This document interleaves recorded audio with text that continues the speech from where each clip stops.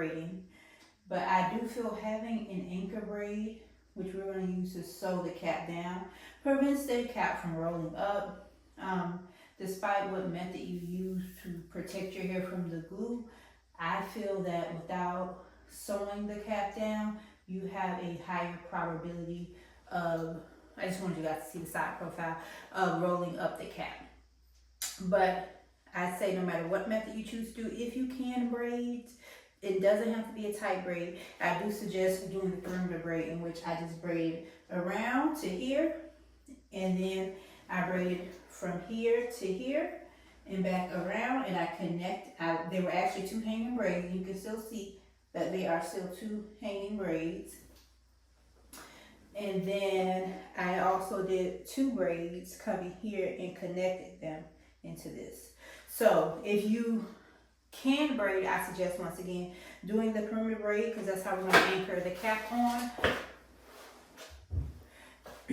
So if you can braid, I do suggest doing the anchor braids, because that's how we are going to sew the cap on.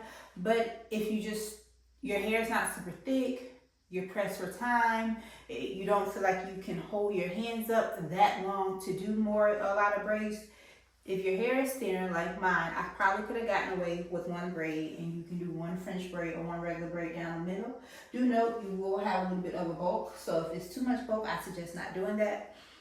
I would highly suggest, if you gotta do, just do two braids if you don't want to braid. But these two braids, in which you can see I took each of the anchor braids and put them to the opposite side. That way we can ensure we don't have any bulk right there, because we're looking for a super natural quick weave.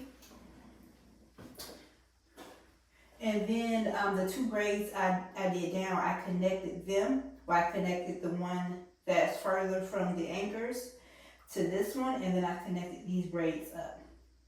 And as you can see, none of my braids are truly like woven into each other.